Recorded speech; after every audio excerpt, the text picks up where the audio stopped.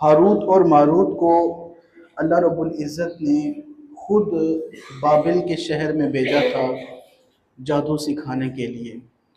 Harut اور ماروت کے پاس جب بھی کوئی جادو سیکھنے آتا تو یہ ان کو صاف کہہ دیتے کہ یہ اللہ کی طرف سے ایک آزمائش ہے، ایک فتنہ ہے، تم اس کو نہ سیکھو۔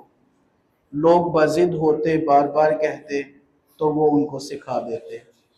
اب یہ سلسلہ یہاں تک تو بات درست ہے، قرآن پاک میں اس کا ذکر پاک ہے۔ اب ہاروت اور ماروت دو فرشتوں کے ساتھ بہت سارے مشہور واقعات ہیں، آج ان کا تفصیلی جائزہ لیا جائے گا۔ شعب الایمان میں ایک حضرت عبداللہ ابن عمر سے حدیث پاک ہے، اس میں یہ بیان کیا گیا ہے کہ اللہ رب العزت فرشتوں کے ہمراہ تھا کہ فرشتوں نے دنیا کی طرف دیکھا اور دیکھا کہ ابن آدم تو فساد میں مبتلا ہیں، جھگڑا کر رہے ہیں، تو انہوں نے اللہ کی بارگاہ میں عرض کی، یا باری تعالیٰ یہ کیسی مخلوق ہے جو آپس میں لڑ رہی ہے، جھگڑ رہی ہے، فساد کر رہی ہے، قتل و غارت کر رہی ہے۔ اگر ہم یہاں پر ہوتے تو ہم ایسا نہ کرتے، ہم تیری پاکی بیان کرتے، ہم تیری تسبیح و تحلیل میں مبتلا رہتے۔ اللہ رب العزت نے فرمایا کہ اگر تم بھی ان کی جگہ پر ہوتے تو تم بھی انہی چیزوں میں مبتلا ہوتے۔ انہوں نے کہا ہم تو ایسا نہ کرتے، ہم تو صرف یا باری تعالیٰ تیری پاکی ہی بیان کرتے۔ تو اللہ نے فرشتوں سے فرمایا کہ تم اپنے میں سے دو فرشتوں کو منتخب کرو اور ان کو دنیا میں بھیجا جائے۔ فرشتوں نے ہاروت اور ماروت کو منتخب کیا، اللہ رب العزت نے ان کو دنیا میں بھیج دیا اور ان کے دل میں شہوت بھی ڈال دی۔ اب یہ جب دنیا میں آئے تو ان کا ایک عورت پر جس کا زہرہ نام تھا بنی اسرائیل کی، اس عورت پر فریفتہ ہو گئے، اس عورت پر دل آ گیا۔ اب دونوں کا دل آ گیا، دونوں ایک دوسرے سے چھپاتے رہے، خیر بات ظاہر ہو گئی۔ انہوں نے عورت سے پوچھا کہ ہم تیرے ساتھ معاملہ کرنا چاہتے ہیں، بتا یہ کیسے سلسلہ ہوگا۔ عورت نے کہا کہ ایک ہی بات ہے، تم جو آسمان پر آتے جاتے ہو، تم مجھے وہ ورد بتا دو، وہ وظیفہ بتا دو جو تم آسمان پر چلے جاتے ہو، آ جاتے ہو، میں تمہارے لیے حاضر ہوں۔ تو انہوں نے کہا کہ ہم تو اسم اعظم کے ذریعے آسمان پر جاتے ہیں۔ تو آپس میں انہوں نے بات کی کہ اسم اعظم بتانا یہ گناہ ہے، لہٰذا نہیں بتایا جائے گا۔ تو یہ سلسلہ ہوا سارا، عورت کو بھی اٹھا لیا گیا اور اس کو ستارہ بنا دیا گیا جسے الحمرا ستارہ کہا جاتا ہے، اور پھر فرشتوں کو معاذ اللہ اس گناہ پر سزا دی گئی۔ اور انہیں جب سزا دی گئی تو انہوں نے پوچھا، اب اس میں بھی ایک اور مزید آگے واقعہ ہے کہ اس دور میں ایک نبی تھے اور اس نبی کے پاس وہ فرشتے گئے تو نبی جمعہ کے روز دعا کرتے تھے، پھر اگلے جمعہ تک وہ دعا قبول ہو جاتی تھی۔ انہوں نے کہا کہ آپ ہماری اللہ کی بارگاہ میں استغفار کیجئے، توبہ طلب کیجئے۔ انہوں نے ایک جمعہ ان کی معافی مانگی لیکن معافی نہ ہوئی، پھر دوسرے جمعے، تیسرے جمعے، پھر انہوں نے بلایا، انہوں نے کہا کہ اللہ کی طرف سے حکم ہے کہ یا تو تم دنیا کا عذاب اختیار کر لو یا پھر آخرت کا عذاب۔ تو انہوں نے کہا کہ دنیا کا عذاب جو ہے وہ ختم ہونے والا ہے، آخرت کا عذاب ختم ہونے والا نہیں ہے۔ روایت میں ہے پھر فرشتوں کے پر کاٹ دیے گئے اور ان کو بابل کے شہر میں زمین اور آسمان کے درمیان الٹا لٹکا دیا گیا اور اب تک وہ وہیں پر ہیں۔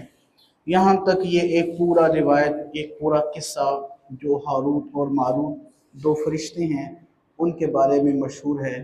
اس کے علاوہ دیگر روایات بھی ملتی ہیں۔ اب یہاں پر ذرا توجہ سے میری بات سماعت فرمائیے گا، اور یہ بات سمجھ آ جائے تو بہت بڑی بات ہے۔ اب فرشتوں کے بارے میں ڈیفینیشن کیا ہے؟ فرشتے وہ ہیں جو اللہ کی رضا اور خوشنودی پر کام کرتے ہیں اور اللہ کے حکم کی تابعداری کرتے ہیں، اللہ کے حکم کے خلاف نہیں کرتے، اور فرشتے معصوم ہوتے ہیں۔ اب یہ جو روایت پڑھی گئی، جو روایت سنائی گئی، اس میں تو فرشتے گناہ کا ارتکاب کر رہے ہیں، تو لہٰذا یہ کیا بات ہوئی؟ اور یہ بڑی بڑی مشہور تفسیر کی کتابوں میں یہ واقعات لکھے ہوئے ہیں، تفسیر طبری میں ہے، تفسیر در منصور میں ہے۔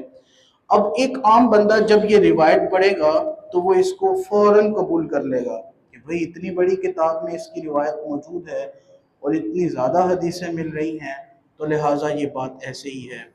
تو یہ جتنی بھی قصے ہیں ہاروت اور ماروت کے ساتھ جڑے ہوئے، یہ سارے کے سارے من گھڑت ہیں۔ یہ جتنی بھی روایتیں ہیں یہ موضوع ہیں، یہ ضعیف ہیں، ان کا حقیقت سے کوئی تعلق نہیں ہے۔ آئیے اب اس مسئلے کی حقیقت کی جانب چلتے ہیں۔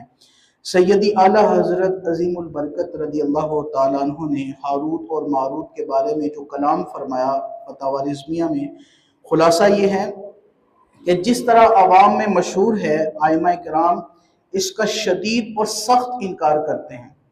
یہ واقعات جو مشہور ہیں سخت اور شدید انکار ہے۔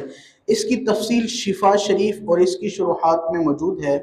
امام قاضی ایاز رحمۃ اللہ علیہ آپ فرماتے ہیں ہاروت اور ماروت کے بارے میں یہ خبریں یہودیوں کی کتاب اور ان کی گھڑی ہوئی باتوں سے ہے، حقیقت کے ساتھ ان کا کوئی تعلق نہیں، اور راجح یہی ہے کہ ہاروت اور ماروت دو فرشتے ہیں جنہیں اللہ تعالیٰ نے مخلوق کی آزمائش کے لیے مقرر فرمایا تھا، جو جادو سکھانے پر وہ نصیحت بھی کرتے تھے کہ یہ تو کفر ہے، یہ تو ایک آزمائش ہے، تم نہ سیکھو۔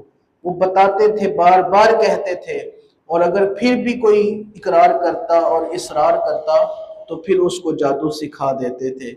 اب یہ یہاں تک فرشتے اللہ کے حکم کی تعمیل کر رہے ہیں، اللہ کے حکم کے خلاف نہیں کر رہے۔ اب آئیے ایک اور آیت پاک، اللہ رب العزت ارشاد فرماتا ہے لا یعصون اللہ ما امرہم ویفعلون ما یؤمرون۔ اب یہ قرآن پاک کی آیت ہے۔ اللہ رب العزت نے فرمایا لا یعصون اللہ، فرشتے اللہ کی نافرمانی نہیں کرتے، ما امرہم جو اللہ انہیں حکم دیتا ہے، ویفعلون اور وہ وہی کرتے ہیں، ما یؤمرون جس کا انہیں کہا جاتا ہے۔ اب یہاں پر تو اللہ رب العزت نے صاف صاف قرآن پاک میں ذکر فرما دیا کہ وہ تو اللہ کے حکم کی نافرمانی کرتے ہی نہیں ہیں، وہ تو وہی کرتے ہیں جو ان کو حکم دیا جاتا ہے۔ تو لہٰذا ایسی کروڑ روایتیں بھی آ جائیں تو اللہ رب العزت کے فرمان کے سامنے وہ تسلیم نہیں کی جائیں گی۔ اور یہ جتنی بھی روایتیں پیش کی جاتی ہیں، جتنے بھی قصے، جتنی کہانیاں سنائی جاتی ہیں، یہ ساری کی ساری ضعیف موضوع اور من گھڑت ہیں۔ پھر دوسری آیت میں اللہ رب العزت نے فرمایا وَهُمْ لَا يَسْتَكْبِرُونَ اور وہ تکبر نہیں کرتے۔ فرشتے تکبر سے پاک ہیں۔ يَخَافُونَ رَبَّهُمْ مِنْ فَوْقِهِمْ وَيَفْعَلُونَ مَا يُؤْمَرُونَ وہ اپنے اوپر اپنے رب کا خوف کرتے ہیں۔ وَيَفْعَلُونَ مَا يُؤْمَرُونَ اور وہ تو وہی کام کرتے ہیں جس کا رب انہیں حکم دیتا ہے۔ تو یہ جو روایتیں ہیں، یہ جو نص وارد ہوئی ہے، اللہ رب العزت کا حکم پاک وارد ہوا ہے، یہ فرشتوں کی معصیت کے بارے میں ہے، ان کے معصوم ہونے کے بارے میں ہے۔ تو لہٰذا یہ جتنے بھی واقعات ہم سنتے ہیں، سناتے ہیں، بچپن سے جوانی تک، جوانی سے بڑھاپے تک، تو یہ سارے کے سارے حقیقت سے عاری ہیں، ان کا حقیقت سے کوئی تعلق نہیں ہے۔ تو اس لیے آج کے درس تفسیر کے اختتام پر میں پھر یہ ایک بات کہنا چاہوں گا کہ فقط انٹرنیٹ سے ریسرچ کر لینا یا فقط بڑی بڑی ضخیم کتابیں پڑھ لینا یہ انسان کی رہنمائی کا ذریعہ نہیں ہے، بلکہ ایک مسئلے کی تحقیق کرنا اور اس کا ماقبل ماں بعد اچھے طریقے سے کھنگالنا اور اس کے بارے میں مکمل ریسرچ کرنا، یہ ایک تحقیقی مطالعہ اور تحقیقی جائزہ ہوتا ہے۔ تو بہت یہ قصے مشہور ہیں ہماری عوام میں، اور آج سے کچھ عرصہ پہلے تک جب تک ہماری ریسرچ مکمل نہ تھی تو ہم بھی اسی پر اکتفا کیے بیٹھے تھے۔ تو لہٰذا گزارش ہے عوام الناس سے، اہل علم احباب سے، کہ جب بھی قرآن و حدیث کو پڑھا جائے تو اس کی مکمل تحقیقی جائزہ لیا جائے، اس کو مکمل ریسرچ کیا جائے، تاکہ کسی قسم کا بھی کوئی جھول باقی نہ رہے۔ اللہ رب العزت کی بارگاہ میں ہم دعا کرتے ہیں کہ مالک کریم ہمیں صحیح معنوں میں قرآن مجید اور حدیث پاک پڑھ کر سمجھنے اور سمجھ کر عمل پیرا ہونے کی بھی توفیق عطا فرمائے۔ آج کے درس کا نچوڑ اور خلاصہ یہ نکلا کہ فرشتے معصوم ہیں. معصوم اسے کہتے ہیں جو گناہوں سے پاک ہو، جو اللہ کے حکم کے خلاف کر ہی نہیں سکتا، ممکن ہی نہیں ہے، گنجائش ہی نہیں ہے، پاسبل ہی نہیں ہے، اس کو فرشتے کہا جاتا ہے. اور ایک اور بھی بات سمجھ لیجئے، کائنات میں دو ہی معصوم ہیں، یا تو فرشتے معصوم ہیں یا انبیاء معصوم ہیں، اور اس کے علاوہ جتنی بھی ہستیاں ہیں وہ معصوم نہیں ہیں، چاہے وہ اولیاء ہیں، چاہے وہ اہل بیت اطہار ہیں، چاہے وہ 12 امام ہیں، چاہے وہ 14 امام ہیں، معصوم کوئی نہیں ہے. ہاں وہ اللہ کے نیک بندے ہیں، برگزیدہ ہیں، وہ طہارت و پاکیزگی پر ہیں. اللہ نے ان کو گناہوں سے محفوظ ضرور کر رکھا ہے. ایک ہوتا ہے گناہوں سے محفوظ ہونا، اور ایک ہوتا ہے گناہوں سے معصوم ہونا. معصوم صرف اللہ کے فرشتے ہیں یا اللہ کے نبی ہیں، اس کے علاوہ اور کوئی کائنات میں معصوم ذات نہیں ہے. باقی ہمارے اولیاء اعظام ہیں، اہل بیت اطہار کے کاملین بزرگ ہیں، صحابہ کرام ہیں، اللہ نے ان کو محفوظ تو کیا ہے گناہوں سے، لیکن یہ گناہوں سے معصوم نہیں ہے. اللہ کریم ہمیں حقیقت پر مبنی گفتگو کرنے کی اور حقیقت پر مبنی باتیں سننے سنانے کی توفیق عطا فرمائے. آمین بجاہ طہ و یاسین. السلام